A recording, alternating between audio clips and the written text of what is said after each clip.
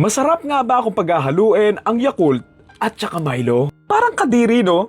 Pero tikman natin. Bilang isang taong lactose intolerant, umiiyak na yung tiyan ko sa gagawin ko na to. Okay, ito yung baso. Lagay natin. Okay, buksan na natin.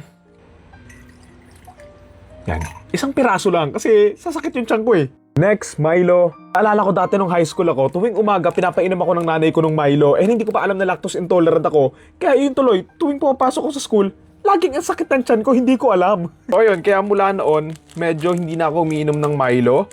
Unless, pwede ko siyang ginagawa ko na siyang substitute sa mga milk tea. Kung nagkakaroon ako ng cravings, di ba? Milo, lagyan natin.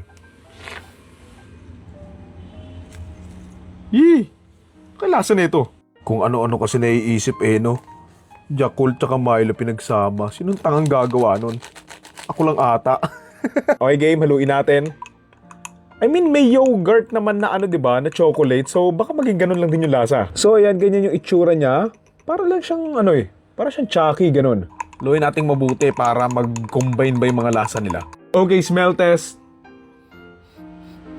Nasang Yakult na may Milo. Okay, moment of truth. Kinakabahan ako pero tikman natin. Isang kutsara lang.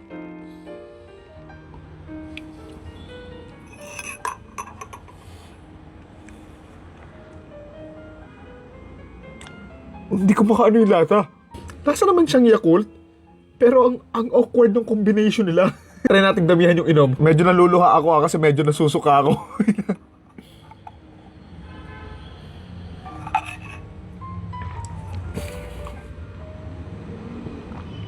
Well, ngayon sa second taste na ako, parang lasang yogurt na chocolate, ganun. Ang awkward lang nung lasa na may something sa kanyang parang, alam mo yung lasang gamot? Nalalasahan ko para naman yung Milo, pero para siyang may kiliti siya nung Yakult. Inom tayo ulit.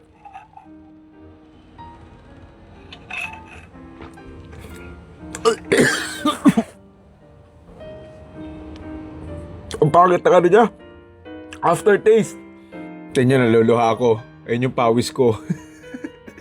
Naluluha ako, ayan o. Ayaw niyo manibala, yun o. Ang pangit na lasa. Kunti na lang naman. So alam mo yun? Pangatawan na natin. Ubusin na natin.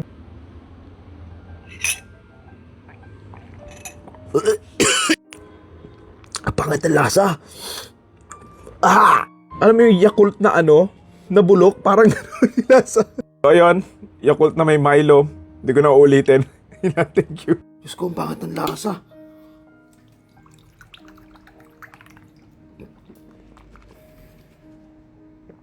Huwag niyong gagayahin yun, ha?